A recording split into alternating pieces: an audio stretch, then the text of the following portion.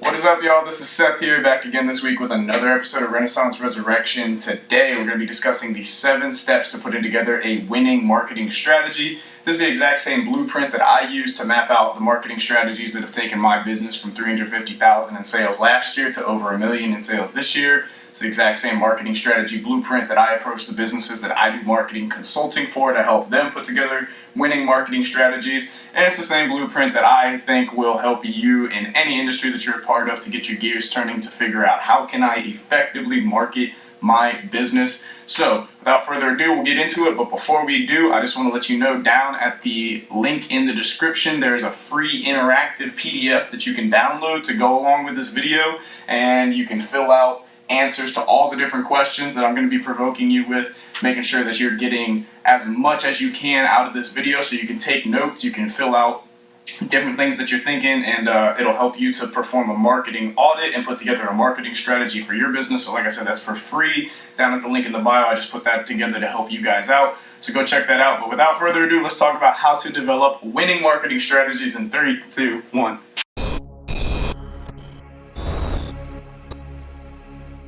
Alright, so the very first and most basic step, obviously we're going to get a little elementary with it, we'll get to the more complex stuff here later on, but the very first thing you have to do in any marketing campaign, if you haven't already done it, is you have to identify what is my customer profile, what are my demographics. This seems obvious, but a lot of people really do overlook it, and it's so important that you don't, because you don't appeal to everybody. No business appeals to everybody. A lot of people are like, oh, I want everybody to be my customer. Anybody's money, money's green. I don't care what your skin color is. I don't care about. You're not going to appeal to everybody. Your product, your service, your brand, what you stand for, how you come across, the way you look, you're just not going to appeal to everybody. So you have to hone in and you have to figure out who do I appeal the most to and who converts the most and what is my most profitable customer profile to target, right? So, like, Whole Foods is not going to target the same customers as McDonald's. They have completely different customer profiles. They're targeting completely different people. One is a target audience who's young, they're working out, they care about their nutrition, they care about their health, they want, organic stuff, they're willing to pay a premium price for it. McDonald's, they want people who want quick, cheap, easy, don't care about their health. It's a completely different customer profile. Both are very successful businesses, but both of them know their own lanes. They know who they appeal to. So for example, in my business, my ideal customer is a male aged 30 to 50, living in the Schertz, Bernie, Northern San Antonio, Bulverde, Spring Branch area with an income over $150,000, married with a high school education. That's not just arbitrary. That is my highest conversion rate customer and also my highest average job revenue customer profile. So you have to track your customer demographics as well as the income in order to figure out what are my most profitable customer profiles, and then from that point, once you know who your ideal customer is, then you can go about targeting them. But very first thing to any marketing strategy is, who am I trying to appeal to? Who is my ideal customer for this marketing campaign? Now, once you've figured out what your ideal customer profile is, the second step in developing a winning marketing strategy is figuring out what platforms does that customer profile spend most of their time on. The main 3 that you want to pay attention to are, what are the optimal social media platforms for you to use?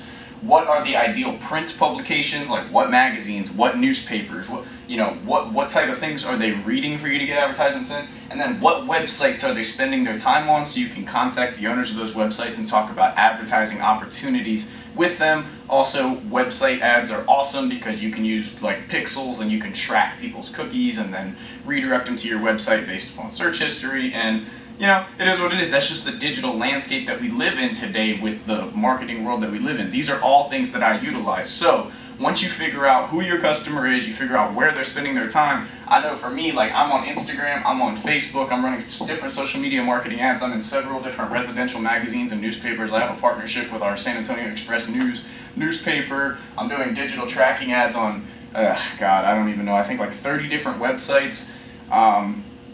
And this is all based upon Oh, and also another one is Nextdoor, Yelp. I mean, I'm on so many different platforms at this point, but it's all because I know who my ideal customer is and I know where they spend their time. So then I'm able to, okay, now that I know who I'm targeting, where they're spending their time, now I'll throw some money into a marketing budget because I know that I'm getting in front of the person that's most likely to purchase from me.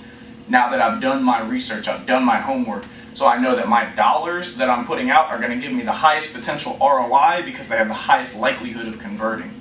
So you got to figure out what platforms are the most ideal for your next marketing campaign. Real quick, I'm just going to take a brief pause and ask you guys if you're enjoying this content so far. Please drop a like on the video and please consider subscribing to the channel. I make business content, tech content, finance content, and a whole bunch of other fun stuff on my other platforms on Instagram and Facebook with my music and my martial arts and a whole bunch of fun stuff. So yeah, consider liking and subscribing if this is helping you so far. Anyways, continuing on, number 3, you have to ask yourself, what are your competitors doing? This is where I'm really gonna encourage you to go down to the link in the bio and download that PDF so that you can work along with what I'm about to talk to you about, because there's a lot of questions on there that'll help you to audit your competitors' platforms. But yeah, so go ahead and go download that PDF. But you have to ask yourself, what are your competitors doing? I like to look at the top 3 to 5 competitors. So you have to look at them and you have to say, what type of content are they putting out? How frequently are my competitors posting? What type of features do they have on their website that I can steal and make my own? Picasso said, good artists copy, great artists steal. Look at your competitors, take what they're doing, but don't copy them. Do it better than them. Take their idea, expound upon it, innovate upon it, improve upon it, so that it looks like they're copying you because you're doing it so much better than them. That's how you go ahead and look at your competitors and steal what they're doing and make it your own. Obviously, you want to innovate on your own accord, but look at your competitors. See what platforms they're on. Just look at what they're doing that you're not doing, because there's a reason that those are your top competitors. They're obviously doing something right. So there's nothing wrong with being a copycat if you're copying the right cat. Obviously, like I said, you want to innovate on your own accord, but you need to look at what the top people in your industry are doing so that you can at least catch up to where they're at before you go and expound upon that and innovate beyond them. Now, once you've looked at your competitors, you kind of determine what they're doing, the next step is to ask yourself, how will you utilize the different types of marketing? So there's 3 different main kinds of marketing that I want to cover here with you today. And those 3 types of marketing are direct marketing, educational marketing, and brand marketing. Now, I believe that every business should try to utilize all 3, at least at first, so that you can see what works. But I believe that there's a place for all 3 in every business, regardless of what type of business you have. So, basically, direct marketing is, I'm going to offer you this special offer for this limited time in exchange, your special offers, your discounts, your gift cards, just something where it's like, hey, I'm going to give you this if you act now.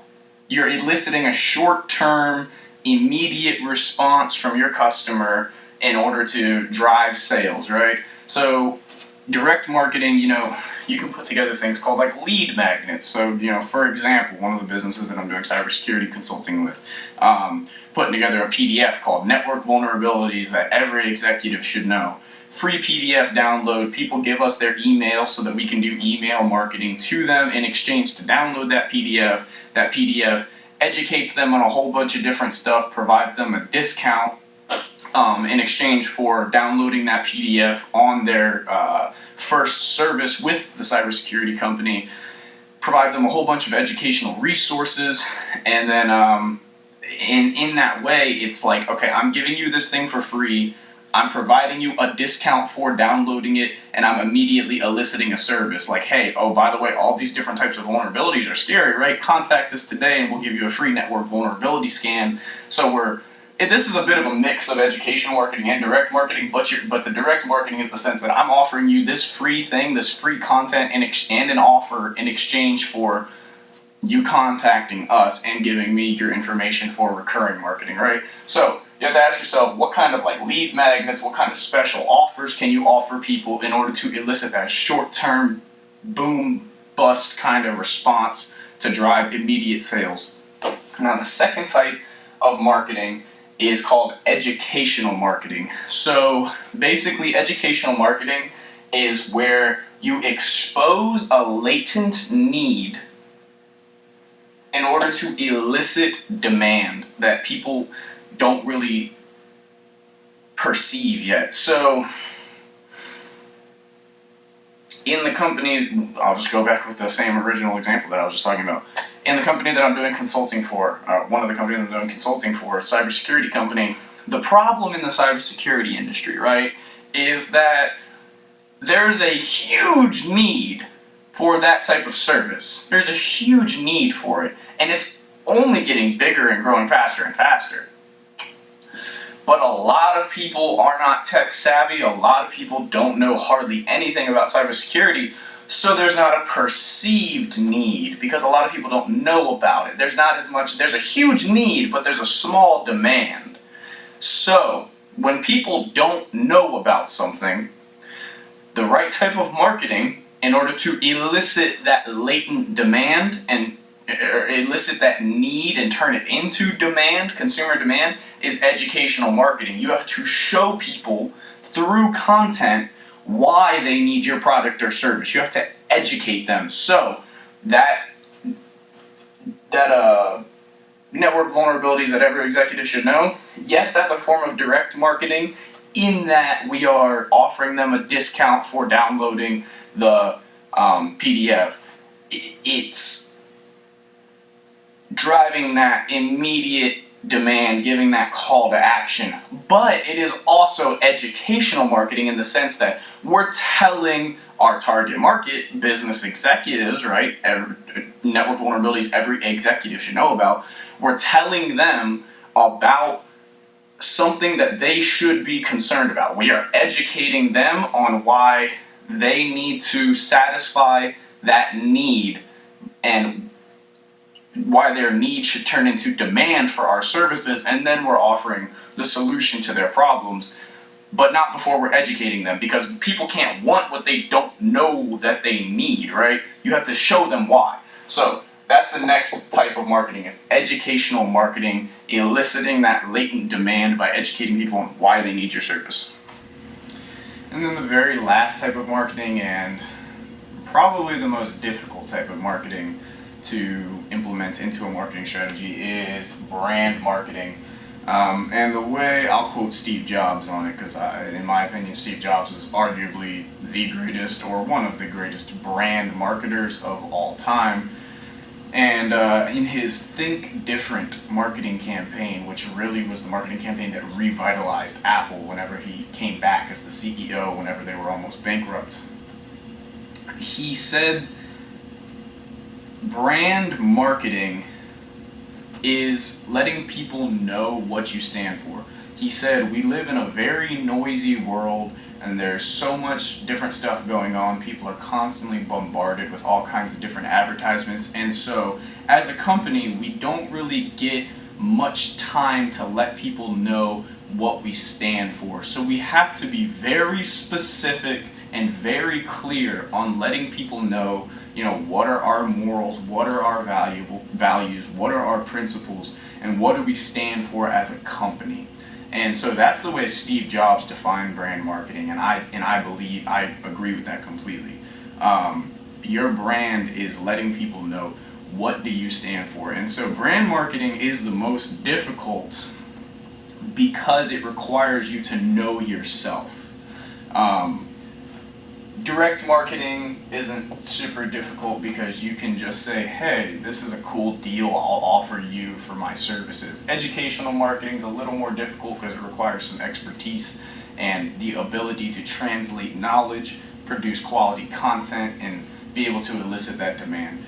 Brand marketing, you have to know yourself, you have to know what you stand for, you have to be consistent with it, because if you're very flip-floppy, wishy-washy on your morals, values, and principles, people aren't going to like that.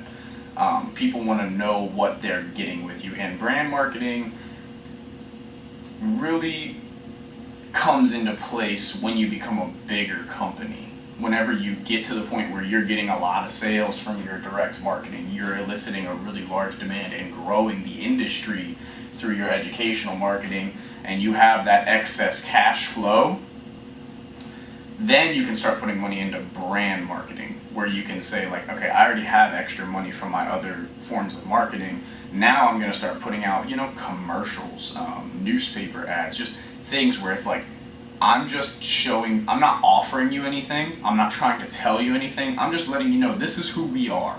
If you want to work with a business that stands for these things in this industry, that's who we are. Contact us. That's our motto. Those are our morals, values, and principles. Now, like I said, that's a little bit further down the line, but you have to ask yourself from the beginning, even if you're not doing brand marketing, what do we stand for as a company, and what's the vision for our brand? Alright, so now after you got through step number 4, you figured out how you're going to utilize the different types of the different types of marketing within your business. Number 5 is figuring out how will you get psychographic information from your customers. So psychographic, right? What is that? Psychographics is figuring out the consumer psychology. So demographics is figuring out who is buying your product, where they're at, what they do, how much they make, the qualitative things, right, about the person physically. Psychographic information is figuring out why somebody's buying. What is their state of mind before the purchase, during the purchase? What was it that made a person have demand for your product? You have to figure out, why did people want your product or service, and then even further, why did they choose you instead of your competitors? So you have to figure out, how am I going to get this information? Because you have to understand your consumer psychology in order to tweak your marketing. So an example of how I gather psychographic information is I have an email list of about 21,000 people at this point that I do email marketing to for my handyman and home remodeling business. And I occasionally send out what I call the psychographic survey. So the purpose of the survey is, how did you hear about us? What do you think about us? How likely are you to recommend us? What are the top qualities you seek whenever you're looking for a company that does what we do? Why did you choose us out of our competitors? How much did you shop around for other options? Just tons and tons of questions that will help me better understand, why did people look for our service and why did they choose us primarily. So whenever you figure out those things, you're able to better tweak your marketing, so that instead of harping on what you think your consumer wants to hear in your marketing, you're actually able to implement the things that your customers are telling you that they're thinking about in your marketing. So understanding your consumer psychology is so important, and you have to figure out, what are you going to offer people in exchange for that information, right? And the pro tip on that is make sure that it's something that drives repeat business as well, because obviously you're going to want to get psychographic information from people who have already been your customer, because they're the ones who chose your service. Just explaining the obvious, right? For example, like I said, I offer a free $30 gift card to go towards their next job with us.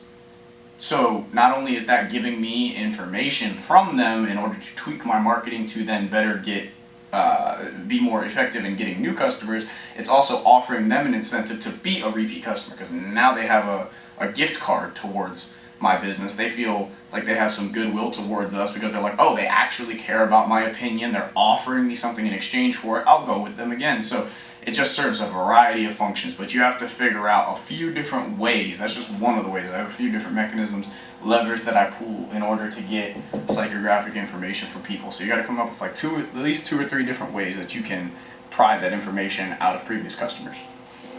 Then once you figure out your psychographics, you can finally take all of your new insights from figuring out what is your ideal customer profile, what platforms do they spend their time on, what are your competitors doing, How do you plan on utilizing direct marketing, educational marketing, and brand marketing? How do you plan on getting psychographic information from your customers? And then once you get it, being able to actually implement it into these 3 different types of marketing, you do all this. Then you take all your new insights and you create your marketing strategy. And the very last thing, it's not really a step, but it's more of a caution and a recommendation. Number 7 is do not use the same strategy until it's stale. Don't do it. In the marketing world, things get stale quickly. If you run the same ad over and over, people will unsubscribe. If you post the same picture over and over, people are going to get bored. They're going to unfollow you. Come up with new strategy. You got to constantly... Marketing is creative inherently. You have to be creating new things. You have to be able to kind of talk to the customer, sense their demand, get a feel for your market, where it's moving, anticipate new trends. Like, you have to constantly be laying out fresh new plans and pivoting and adjusting and just not being boring, not being always the same. Of course, you want to be predictable and consistent in your processes with your customers so that they know what they're going to get with you. But when it comes to your marketing, you have to stay fresh and you have to continuously update, lay out new plans, try new things, see what works, see what doesn't work, get feedback, and just do not utilize the same strategy until it gets stale. Constantly be updating things for people. That is all that I have for you guys today. Again, like I said, if you really want to work through this in depth, because this all takes weeks to put together all this stuff and be able to pour through the data and make, get insights from it and put together the different lead magnets and the content and be able to tweak everything from. This takes weeks. So if you want to be able to do this effectively and have something to help you work through it, download that free PDF, the free marketing strategy PDF that I have down in the description below. It'll really help you to work through everything that I just talked about here today. Like I said, that's all I have for you guys. So follow me on social media, stay connected. Don't miss my announcement for my next video. My link tree with all my different platforms is in the description as well, next to that link for the free PDF. This has been Seth with Renaissance Resurrection. I hope this helps you guys out with developing effective marketing strategies for your business. I would also go and watch 7 Steps to Scaling Profitably. If you do all this, you're going to get new leads. When you get new leads, you're going to need more staff, more equipment, more whatever. That means your operating expenses are going to go up. So you got to make sure that your operating expenses do not rise faster than your revenue. So I would go watch my video, 7 Steps to Scaling Profitably. And then in order for you to better understand the different financial jargon that I use in that video, I would go watch my video, The Different Types of Business Income. Those are both great videos for you to watch so that you're able to handle the new volume of clients that'll be pouring in from this marketing strategy that you put together for yourself and your business. That's all I have for you guys today. Thank you for watching, everybody. Please like, share, and subscribe to my channel. And I am out.